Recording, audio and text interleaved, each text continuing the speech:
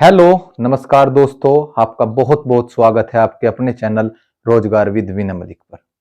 जैसे कि हम अपनी मैथ्स की क्विक रिवीजन की एक सीरीज लेकर के चल रहे हैं, जिसमें हमने पहले अपना एक चैप्टर कवर कर लिया है अनुपात और समानुपात का।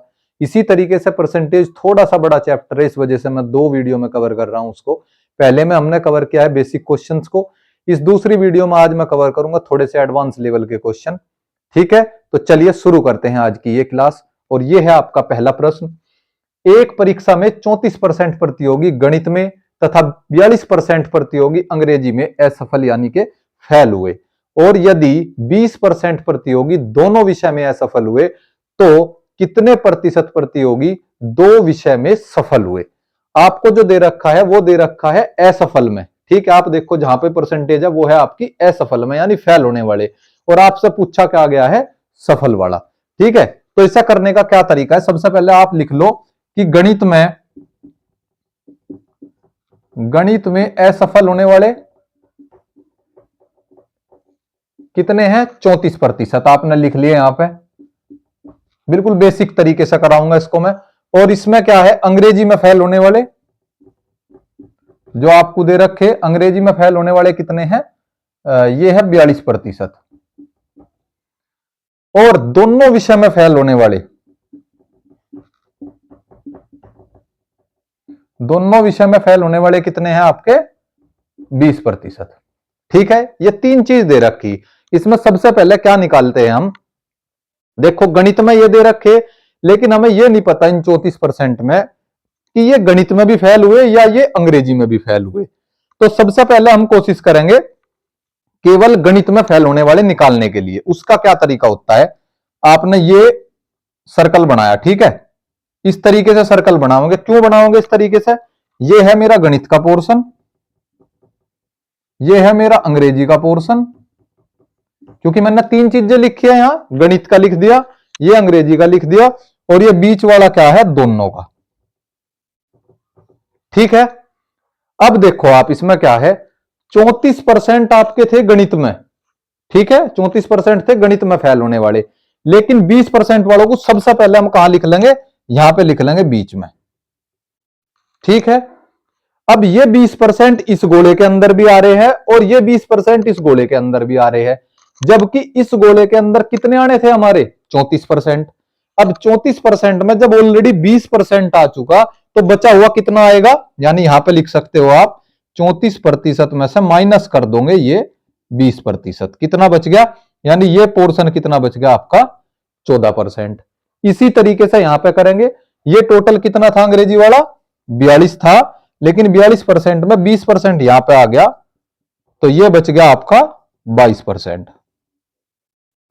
ठीक है, यानी यहां पे कितना आ गया, 22%। अब जो ये 14% और 22% आया है, ये क्या है आपका, बेसिकली केवल गणित में फेल होने वाले। अब किस तरीके से आपके पास क्या क्या डाटा आ गया, अगर मैं केवल गणित में फेल होने वाले की बात करूं,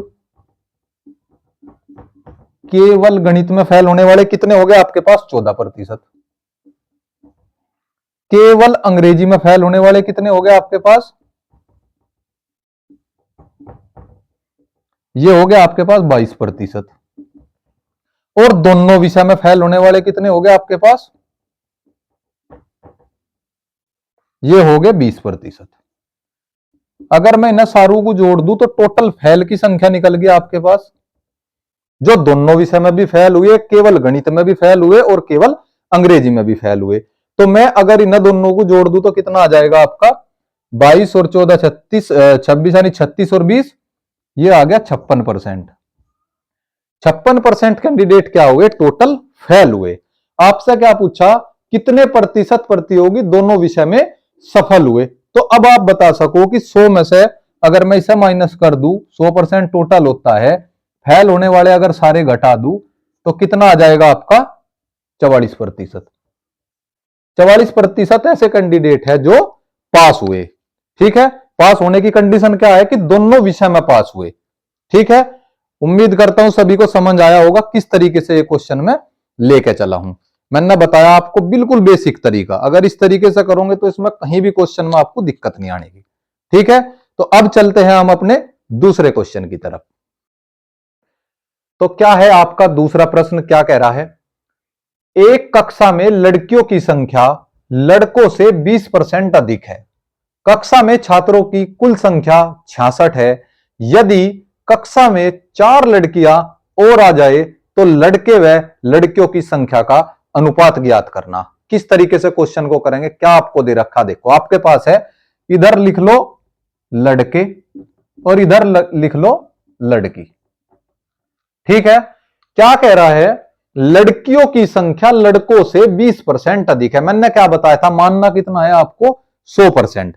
ठीक है, यानी लड़कियों की संख्या है ना ज्यादा, किससे? लड़कों से। तो लड़के आपके पास कितने थे, मान लिया जा 100 थे। 100 का 20% कितना होता है, यहां पे निकाल लो साइड में, जो नहीं निकाल सकते उनके लिए है। 100 का 20% निकाल लूंगा मैं, कितना आ गया? 20। ठीक है, यानी 20% अधिक का मतलब क्या होगा, इन 100 में ये 20 जुड़ जाएगा, यानी लड़कियों की संख्या कितनी आ गई? 20 आ गई। ठीक है, नेक्स्ट क्या कह रहा? कक्षा में छात्रों की कुल संख्या 66 है, यानी कि क्या मतलब हुआ इसका? कुल संख्या कितनी है आपकी? 66 है। अब आप एक काम करो, ये 100 है, ये 120 है। ठीक है, ये 100 जो है ना, ये परसेंटेज है आपकी। ठीक है, यानी ये 100% दे रखे थे, तो जब इसमें 20% बढ़ाया ये 120। इसका आप सबसे पहले क्या करो, अनुपात ज्ञात कर लो, क्योंकि आपसे अनुपात पूछा तो पहले अनुपात हम अब का ज्ञात कर लेंगे कि इनका अनुपात क्या आ रहा। अगर मैं 20 से इसे भी काटूं तो 5 बार, और इसे भी काटूं तो कितनी बार? 6 बार। यानी फिलहाल का जो अनुपात है इनका 5:6 है। अब मुझे एक बात बताओ, अनुपात को मैंने क्या बताया था, हटाओगे अगर, और इनकी कुल संख्या कितनी है? 66 है। अगर कुल संख्या में जोड़ू, इस अनुपात को हटाऊ, तो कैसे करेंगे हम? यानी 5 की साथ भी x लग जाएगा और प्लस 6 की साथ भी x लग जाएगा, यानी 5 और 6 बराबर किसके हो जाएगा? 66 के। ठीक है, कितना हो गया ये? 11x बराबर 66, और x की वैल्यू कितनी आ गई? 11 छिका 66, यानी कि 6। अब इसमें वापसी जो संख्या लेकर आवेंगे हम, कितनी होगी? अगर लड़कों की बात करूं मैं, लड़के कितने हो गए? 5x है, x की वैल्यू 6 है, तो इसमें कितने की हो जाएगी? 5 × 6। ठीक है, ये आएगी इस बार संख्या, और ये कितना हो जाएगा? 6 × 6, यानी 30, और ये कितनी होगी? 36। इतनी संख्या थी, यानी लड़कों की संख्या कितनी? 30, लड़कियों की संख्या 36 हमें दे रखी थी। अब आगे चलेंगे। अब क्या कहा इसने? यदि कक्षा में 4 लड़कियां और आ जाए, क्या करेंगे भाई? प्लस कर दो 4 लड़कियां। 4 लड़कियां और जोड़ दी हमने इसमें, लड़के तो एज ए टीज ही रहेंगे, यानी 30। लड़कियां अगर मैं 4 जोड़ दूं तो कितनी हो जाएगी? यहां पर 40। अब पूछा, अब इनका अनुपात क्या होगा? अनुपात तुम निकाल सको, इस 0 से या 0 कैंसिल कर दो, यानी कितना आ गया अनुपात? 3:4। ठीक है, क्या किया मैं थोड़ा सा आपको बता दूं इसमें। सबसे पहले हमें जो दे रखा था, हमने इनका एक अनुपात बना लिया कि लड़के कितने हैं, लड़की कितनी है। परसेंटेज मान ली थी हमने 100%, ये इससे 20% ज्यादा तो 120, उसका अनुपात निकाल लिया। हमें कुल संख्या दे रखी थी, तो कुल संख्या निकालने के लिए लड़के और लड़कियों का दोनों अनुपात अगर मैं जोड़ लू, 11x हो जा, x की वैल्यू निकल जा, उस x की मल्टीप्लाई करने से लड़कों की संख्या आ जा, फिर लड़की की संख्या आ जा। जोन सा हमें जोड़ने के लिए कहा तो हमने जोड़ दिया। अगर कहता कि लड़कियों की संख्या घटा दो तो हम घटा देते। इसमें कोई बदलाव नहीं हुआ लड़कों वाले में, तो इस वजह से क्या निकल के आ गया आपका? 30 और 40। जब हमने इसे काट दिया तो अनुपात क्या आया आपका? 3 और 4। ठीक है, तो चलते हैं अब हम दूसरे क्वेश्चन की तरफ। तो ये है हमारा अगला प्रश्न। ये क्या कह रहा है? एक विधानसभा चुनाव में एक उम्मीदवार को वैध मतों का 55% मत मिले, कुल मतों के 2% मत अवैध घोषित कर दिए गए। यदि मतदाताओं की कुल संख्या 1,04,000 है, तो कितने वैध मत, यहां पे पढ़ना है आपको, कितने वैध मत उम्मीदवार को मिले। सबसे पहले हम पढ़ेंगे इसमें क्या बोल रहा है, ये देखो बीच में जो दे रखा, कुल मतों के 2% मत अवैध घोषित कर दिए गए। अगर 100% होते मत, ठीक है, किसी भी चुनाव में 100% वोट होता है, उसमें से कितने खराब हो गए? ये कर दो माइनस के 2%, यानी फाइट कितने में रहेगी उनके बीच में? अब केवल 98% में। ठीक है, उम्मीद करता हूं सभी को समझ आएगा। वे 2% किसी के भी नहीं रहे, यानी अब जैसे आपके मान लिया जाए एग्जाम में 2 सवाल कंपटीशन से ही हटा दिए जा, या 2 सवाल खराब बता दिए जा कि भाई जो है उनका आंसर 2 है या वो है, तो उसका फायदा सब है मिलेगा, तो कंपटीशन तो खत्म हो गया वहां पे। ठीक है, तो इसमें क्या हुआ कि भाई जैसे एग्जाम में मैंने बताया आपको कि उसमें जो है आपका केवल 148 क्वेश्चन पे ही कंपटीशन रह जाएगा, तो इसी तरीके से इसमें कंपटीशन रह गया केवल 98% पे। अब सवाल जो हम करेंगे वो 98% पे करेंगे। आगे क्या बोल रहा है कि इसमें एक उम्मीदवार को वैध मतों का 55% मिले, ठीक है, 2% अवैध घोषित कर दिए, यदि मतदाताओं की कुल संख्या कितनी है 1,04,000। तो मुझे एक बात बताइए, 1,04,000 टोटल वोट थे, इसमें से 2% तो बेकार ही हो गए, यानी कि फर्जी या जैसे कैसे को आप खराब हो गए, बचे हुए कितने रह गए 98%। यानी जो अब ये मत है ये है आपके वैलिड मत, ठीक है, इनमें से 55% किसे मिले, यानी कि जो विधानसभा चुनाव में एक उम्मीदवार जिसे 55% मिले, तो उसका जो है हम 55% निकाल लेंगे। ठीक है, यही इसने क्वेश्चन में पूछा था कि उसे वैध मतों का कितने मत मिले। यहां पे इसकी कैलकुलेशन कर लो, यानी कि 2 जीरो से 0 खत्म होगी, 1 से आपकी यह 1 खत्म होगी। ठीक है, नीचे क्या बच गया आपका, यहां पे मैं लिख देता हूं 104 मल्टीप्लाई 98 मल्टीप्लाई 55 डिवाइड बाई कितना बच गया 10 बच गया। ठीक है, इसे निकाल लेंगे कैसे, यहां पे कर दो आप इसे 2 से यानी 52, यहां से कर दो 5 से इसे कर दूंगा मैं 11 बार। नेक्स्ट क्या आ गया 52 मल्टीप्लाई 98 मल्टीप्लाई 11। ठीक है, अब इसे सोल्व कर लेंगे केवल और वो आपका आंसर आ जाएगा। यानी कैसे करेंगे इसे, 52 की अगर मैं 11 में मल्टीप्लाई करूं तो इसका बहुत बढ़िया तरीका है। 52 का मतलब यानी क्या हो गया, ये देखो यहां पे 52 मल्टीप्लाई करनी है मुझे 11, तो यानी पहले कर लो आप 52 गुणा 10। ठीक है, कितना आ जाता है आपका 520। अब 10 हमने ले लिया, एक बार और बच गया, यानी 52 को एक बार इसमें जोड़ दो, कितना हो जाएगा आपका 2 7 और 5, क्या आ गया आपका ये 572। 572 गुणा 98, जो आएगा कैलकुलेशन करने के बाद में आप इसकी कैलकुलेशन कर लेना, वो आपका आंसर होगा। ठीक है, कंसेप्ट समझ में आया होगा जो मैं बताना चाह रहा आपको कि इसमें जो है वैध मत हमें केवल लेकर चलने थे। अगर आप 100% से क्वेश्चन को हल करने की कोशिश करते तो ये आंसर जो है गलत हो जाता। अब चलते हैं हम अपने अगले क्वेश्चन की तरफ। तो ये है आपका अगला प्रश्न, ये क्या कह रहा है, एक मशीन का मूल्य वर्तमान में यानी कि 6250 है, पहले वर्ष में इसका मूल्य 10% तथा दूसरे वर्ष में इसका मूल्य 20% तथा तीसरे वर्ष में इसका मूल्य 30% क्या होता है, अंडरलाइन कर देता हूं मैं इसे, ये क्या है घटता है। तो 3 वर्ष के बाद में मशीन का मूल्य क्या होगा। होता क्या है एक्चुअल में, मशीन जो भी कोई आप लेकर आते हो उसका मूल्य डेप्रिसिएट बोलते हैं उसे, ह्रास, मतलब कि जो है जैसे 1 साल जैसे कार लेकर आए 2 साल, उसका मूल्य घटेगा, मतलब साल बाई साल यानी वर्ष के हिसाब से। तो इसने पूछा कि पहले साल में इतना घटा, दूसरे साल में इतना घटा, तीसरे साल में इतना घटा, तो 3 वर्ष के बाद में क्या होगा। ये क्वेश्चन और भी तरीके से बन सके, मैं वो तीनों चीजें आपको बताऊंगा किस तरीके से क्वेश्चन एग्जाम में आएगा। पहले हम इसे सोल्व करते हैं। वर्तमान में मशीन का जो मूल्य है वो क्या है, यहां पे लिख सकता हूं मैं वर्तमान में। ठीक है, यानी पहले साल में सबसे पहले क्या है 6250 है। ठीक है, अब जो फर्स्ट ईयर है, फर्स्ट ईयर में कितना घटा वो, यानी यहां मैं लिख सकता हूं, देखो ये है पहला साल, फिर आएगा दूसरा साल, फिर आएगा तीसरा साल। पहले साल में 10% घटा, तो 100 में से कोई चीज 10% घट जाएगी तो वो खुद में कितनी रह जाएगी, यानी 90%। तो हम क्या करेंगे, यहां पे मल्टीप्लाई कर दिया 90/100। अगर ये सवाल आगे कुछ और ना होता तो मैं जो यहां पे वैल्यू निकल कर आती मेरा आंसर वही हो जाता कि 1 साल बाद उसका मूल्य ये हो जाएगा।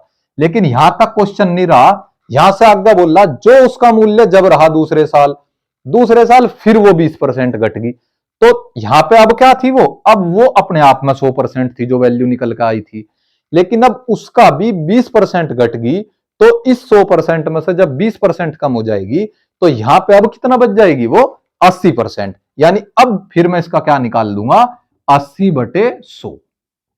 अब फिर एक नई वैल्यू आ गई आपके पास में, दूसरे साल में जो वैल्यू आई।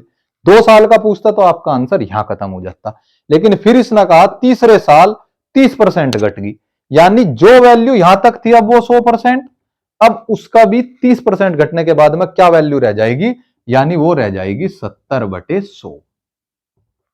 आई बात समझ में। फाइनली ये आपको सोल्व करना केवल और केवल, यहां तक वैल्यू निकली 1 साल बाद, यहां तक वैल्यू निकली 2 साल बाद, और यहां तक वैल्यू निकली 3 साल के बाद में। ठीक है, तो इसे सोल्व कर लेते हैं। ये ऐसे सोल्व करने का सबसे बढ़िया तरीका क्या हो, पहले तो आप जीरो काट लो, जितनी मैक्सिमम इससे कट सकती हो। ये जीरो काट ली, 2, 3 और 4, तो आप नीचे से भी 4 जीरो खत्म कर लो। ठीक है, तुम्हारे पास में अब क्या बच गया, यानी कह सकूं इसे 625 गुणा 9 गुणा 8 गुणा 7 डिवाइड बाई 100। ठीक है, वैसे तो ये तरीका कि भाई 100 को ना हटाऊं, मैं 100 को ऐसे ही रखूं, दशमलव में आएगा, नीचे से भाग करेंगे, लेकिन तुम्हारे पास एक बड़ी संख्या है, सबसे पहले बड़ी संख्या को शॉर्ट करने की कोशिश करो कि उसे कैसे कर सको। मैं 25 से इसे काट सकता हूं, 25 से ये कट जाएगा 25 बार, और 25 से ये कट जाएगा 4 बार। ठीक है, अब क्या बच गया तुम्हारे पास में, 25 गुणा 9 गुणा 8 गुणा 7 डिवाइड बाई 4। ये आपके कैलकुलेशन पार्ट को भी अच्छा करे, कैलकुलेशन हमेशा तोड़ने की कोशिश करो कि उसे कम से कम उसमें तोड़ा जाए। अब 4 से आप इसे डिवाइड कर दोगे 2 बार, क्या आ गया तुम्हारे पास में, 25 गुणा 9 गुणा ये कितना हो जाएगा, गुणा 2 और गुणा 7। यहां से तुम क्या करोगे, ऑप्शन अपना निकाल लोगे कैलकुलेशन, 25 निमा 225 गुणा 2 गुणा 7, 225 दूनी कितना हो गया 450, 450 की गुणा जब आप 7 में करोगे, अब जैसे ये कैलकुलेशन है इसे करने का क्या हो, 50 अलग रख लो और 400 अलग रख लो। क्या करोगे, 400 की 7 बार करोगे, 4 7 28 यानी कितना आ गया 2800, तो एक आ गया। अब तुम्हारे पास बच गया 50, 50 की 7 बार करूंगा तो कितना हो जाएगा 350। अगर मैं इसमें 350 जोड़ दूं तो मेरी यह कैलकुलेशन क्या होगी, 16 होगी, कितना आ गया 3150। इसी के साथ साथ मैं तुम्हें कैलकुलेशन पार्ट भी बता रहा हूं कि एग्जाम में किस तरीके से करना। ठीक है, तो ये था आपका पहला टाइप कि अगर क्वेश्चन ये आपको कह रहा, अगर मैं बात करूं कि क्वेश्चन होता जनसंख्या पे बेस, ऐसा ही क्वेश्चन होता है जनसंख्या पे होता, उसमें क्या होता, ये जो आपकी घट रही है ना दर बाई दर मशीन की वैल्यू, उसमें जनसंख्या आपकी बढ़ती, उसमें क्या हो जाता, जैसे पहले साल 10% बोल दिया इसने बढ़ गई, दूसरे साल 20% जनसंख्या बढ़ गई, और तीसरे साल 30% जनसंख्या बढ़ गई। इसमें क्या करेंगे हम, जो भी वैल्यू होगी x गुना बढ़ने का मतलब है जो वो 100% है उसमें +10 कर दो, यानी कि यहां पे क्या आ जाएगा 110/100। जो वैल्यू आएगी नेक्स्ट ईयर 20% ऐड कर दो, यानी उसमें क्या हो जाएगा 120/100, और जो यहां पे आएगी 30% बढ़ने पर यानी 130/100। ठीक है, ये होगी आपकी दूसरी टाइप। लेकिन कभी कभी क्वेश्चन घुमाने के लिए क्या कर देता है कि बोल दे जनसंख्या में कि क्या हुआ, पहले साल तो बढ़ गई 10%, लेकिन दूसरे साल क्या हुआ, वो घट गई 20%, तो उसमें क्या करोगे x गुणा 110 क्योंकि बढ़ गई थी, और नेक्स्ट ईयर क्या हुआ कि घट गई, मान लिया जब 20% घट गई, तो तब क्या करोगे, अब वैल्यू रह जाएगी उसकी 100 में से 20 घटा दोगे तो ये बच जाएगी 80%। ठीक है, इसी तरीके से तीसरे साल जो भी उसका इफेक्ट आएगा वो इफेक्ट फिर उसमें हम प्लस या माइनस करके लिख देंगे, बढ़ेगी तो 100 में ऐड करेंगे और घटेगी तो 100 में से माइनस करेंगे। उम्मीद करता हूं कि बहुत अच्छे से समझ आया होगा ये कंसेप्ट। ठीक है, इसी प्रकार से क्या है, जनसंख्या में एक और तरीके से क्वेश्चन ट्रिकी बना देता है, वो क्या करे, जैसे आपको वर्तमान की नहीं देता शुरुआत में, वो क्या बोलेगा कि पहले साल 10% जनसंख्या बढ़ने के बाद में वर्तमान में जनसंख्या दे दी उसने, मान लिया जा 1,10,000 की, जो है दूसरे साल जनसंख्या है 1,10,000, लेकिन ये जो जनसंख्या थी ये बढ़ी हुई है, पिछले साल क्या रही होगी, इससे कम रही होगी डेफिनेटली। तो तब क्या करेंगे हम, वापिस जाने के लिए, पिछले साल जाने के लिए, ये जो बढ़ी हुई जनसंख्या है वो नीचे आवेगी ना कि मल्टीप्लाई में ऊपर आवेगी। यानी ये जो अब है ना 1,10,000, वो 10% जो है, यानी कि ये खुद में अपने 110% है, यानी कि ये अब बढ़ी हुई है। वापिस जाने के लिए आप इसमें क्या करोगे, वापिस जाने के लिए इसमें मल्टीप्लाई 100 करोगे। यानी अब तुम्हें 100 पे जाना है। पहले तुम 100 पे खड़े थे 100% पे, लेकिन इस साल क्या हुआ, बढ़ने के बाद में तुम हो अब 110% पे। वापिस जाने के लिए पिछले साल जाऊंगा तो कितना हो जाएगा, 100%। ये भी थोड़ा जनसंख्या वाले क्वेश्चनों में ध्यान करके जब क्वेश्चन हल करना। तो चलते हैं हम अब अपने अगले क्वेश्चन की तरफ। तो ये क्या कह रहा है आपका क्वेश्चन, एक मिश्र धातु में 12% तांबा है, तो 69 किलोग्राम तांबा पाने के लिए कितने मिश्र धातु की जरूरत होगी। एक बात समझो आप, यहां पे ये है आपके पास मिश्र धातु एक, ठीक है,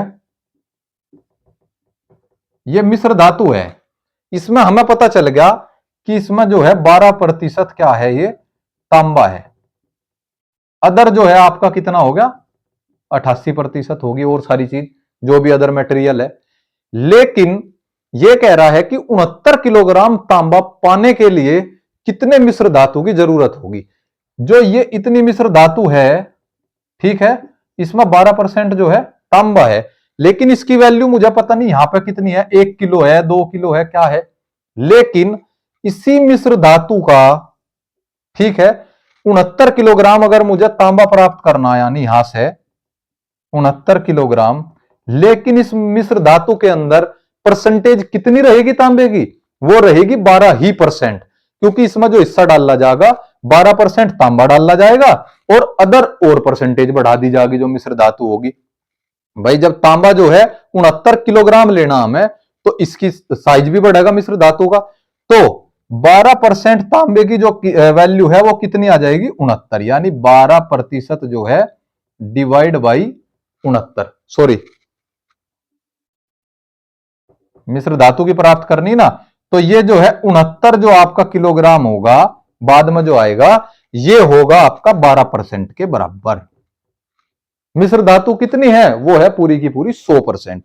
तो 100% जाने के लिए हम क्या करेंगे, 100 से मल्टीप्लाई कर देंगे, यानी ये हो गया 100%। अब इसे भाग कर लेंगे 4 से, ये 3 बार, और ये कट जाएगा 25 बार। 3 तो ये कितनी बार कट जाएगा, 23 बार। कितना आ गया, 23 और 25 की मल्टीप्लाई। फिर आपको मैं एक और कैलकुलेशन पार्ट अभी बता देता हूं। क्या करोगे आप, देखो आपके पास मैं लिख रहा 23 गुणा 25, इसे किस तरीके से सोल्व करोगे, इसे आप लिख सको 20 + 3 लिख लिया और मल्टीप्लाई 25। मतलब ये आपको करना नहीं वहां पे, ये मैं तुम्हारे लिए बता रहा। अब ये दो हिस्से में मल्टीप्लाई करनी तुम्हें, इसमें भी करनी और इसमें भी करनी। 25 की 20 में करोगे कितना हो गया, 25 दूनी 50, यानी कि 500, यहां पे लिख लिया आपने। प्लस कितना, 25 थी 75, यानी इसमें ये 75 जोड़ दो, आंसर क्या आ गया, 575। जिस तरीके के मैं ये क्वेश्चन आपको करा रहा हूं, मोस्ट इंपोर्टेंट क्वेश्चन है, क्वेश्चन आए हुए हैं। और रही बात, ये बहुत से कैंडिडेट्स का आ रहा था कि कमेंट्स बहुत आसान क्वेश्चन करा रहे हो, ये एसआई लेवल होगा, क्या होगा नहीं होगा। आपको एग्जाम में केवल 20 क्वेश्चन में, मैं ये आपको अभी बता रहा हूं, 2 से 3 क्वेश्चन, हालांकि 2 ही क्वेश्चन की बात करूंगा जो मैं थोड़े से मॉडरेट से भी थोड़े से ऊपर होंगे, अदरवाइज इजी टू मॉडरेट ही होंगे। 10 सवाल तो बहुत आसान होंगे, 10 से ऊपर 15 तक थोड़े से हार्ड हो जाएंगे, थोड़े से मतलब इजी टू मॉडरेट। और जो लास्ट के 2 सवाल होंगे वो बहुत ज्यादा, मतलब कह सकते हो आप टफ, यानी थोड़ा सा मतलब जो है ज्यादा दिमाग लगाने वाले, या एक अपर लेवल से, कांस्टेबल लेवल से थोड़े से ऊपर आपको देखने को मिलेंगे। क्वेश्चन इसी तरीके के होंगे, मेहनत करो।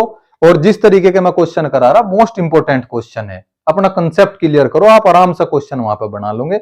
और जो ये कैलकुलेशन पार्ट है, ये बिल्कुल भी वहां पर गलत नहीं करना, नहीं तो जरा सा भी गलत हुआ, आपने पूरे क्वेश्चन में मेहनत करी और उसके बाद में ऑप्शन गलत हो जाएगा आपका। ठीक है, तो चलते हैं अब हम अपना आखिरी क्वेश्चन इसका जो है वो डील करते हैं, कैसा है। ठीक है, तो ये आपका आज का लास्ट प्रश्न क्या कह रहा है, देखिए से, 30% एल्कोहल वाले एक मिश्रण को 50% एल्कोहल वाले एक मिश्रण में किस अनुपात में मिलाया जाए कि प्राप्त जो मिश्रण हो, यानी फाइनल जो प्रोडक्ट हो आपका, उसमें 45% एल्कोहल हो। इस क्वेश्चन को समझने के लिए सबसे पहले क्या है, आपको दे रखे हैं दो मिश्रण, पहले एक 30% का अल्कोहल का, एक 50% का, और आपसे पूछा है रेशो, यानी कि अनुपात पूछ लिया, और तीसरा रेशो क्या निकल कर आ रहा, तीसरा सॉरी जो परसेंटेज निकल कर आ रही वो क्या है, 45% का मिश्रण है, मतलब तीसरे वाला। तो ऐसे में क्या करेंगे, आप लगाएंगे एलिगेशन। मैं फिर बता दूं, एलिगेशन जो लगता है हमारा वो रेशो निकालने के लिए यानी अनुपात निकालने के लिए होता है, लेकिन उसके अंदर क्या हो, एक चीज फिर दूसरी चीज मिल रही हो और तब उनसे बनके कोई तीसरी चीज तैयार हो रही हो, ठीक है, उसमें हम लगाते हैं एलिगेशन मेथड। एलिगेशन में पहली परसेंटेज रखेंगे, दूसरी परसेंटेज रखेंगे, जो इन दोनों को मिलाकर तीसरी आएगी वो रखेंगे हम बीच में, ठीक है। ऐसे ही रखते हैं हम यहां पे, पहली परसेंटेज आपकी है यहां पे 30%, दूसरे मिश्रण कितना है आपका 50%, और तीसरा जो मिश्रण फाइनली आएगा वो आएगा 45%, ठीक है। इसको इसमें से घटा देंगे, कितना माइनस हो जाएगा, ये आ गया आपका 15, इसे इसमें से घटा देंगे 5%। इन दोनों को अगर मैं काटू 1/3, यानी ये क्या आ गया रेशो आपका 1/3 का रेशो आ गया। इसमें मैंने कोशिश की है परसेंटेज के साथ साथ आपको एक एलिगेशन का फॉर्मूला भी समझाने की, और बता भी दिया कि एलिगेशन आपको किस तरीके से देख के लगाना है। उम्मीद कर रहा हूं कि मैं सभी को समझ आया होगा, जिस तरीके से मैंने 2 वीडियो में कवर करने की कोशिश की है परसेंटेज को, लगभग आपका कंसेप्ट जो है क्लियर हो गया होगा, और क्विक रिवीजन भी एक तरीके से आप कह सकते हो, क्योंकि क्वेश्चन करने के लिए तो 250, 300, 400, 500 क्वेश्चन है, आप कब तक लगाओगे, ठीक है। और एग्जाम में इससे ज्यादा हार्ड मैं नहीं मानता कि इससे ज्यादा कुछ भी हार्ड आपको क्वेश्चन देखने को मिलेगा, बस बहुत सावधानी से करने की जरूरत होगी, ठीक है, क्योंकि एग्जाम हॉल का प्रेशर ही इतना होता है कि आपको आसान क्वेश्चन भी वहां पे हार्ड लगने लगते हैं। जब एग्जाम हॉल से बाहर निकलते हो तब पता चला कि यार इसमें तो पूछा ही कुछ और था, ठीक है। बहुत जल्द मैं एग्जाम से पहले एक वीडियो लेकर के आऊंगा कि पेपर को आपको टैकल किस तरीके से करना है, किस तरीके से आपको पेपर को मतलब स्ट्रेटेजी क्या रखनी है, कौन सा पोर्शन पहले करना है क्या नहीं, ये सारी चीजें मैं आपको बताऊंगा, ठीक है दोस्तों। तो मिलते हैं फिर एक और नई वीडियो के साथ, ओके बाय बाय।